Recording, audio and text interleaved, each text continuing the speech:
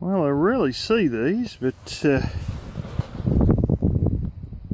that's an owl cough ball. All mouse fur and bones in between.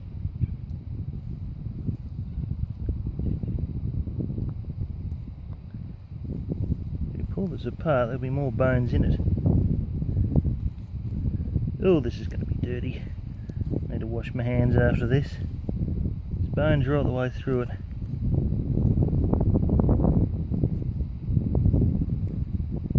So this is a little ball that they cough up once they've digested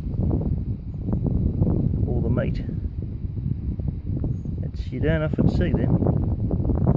Yeah, means you've got an owl in the area, and I have seen a few owls hanging around on my fences and stuff.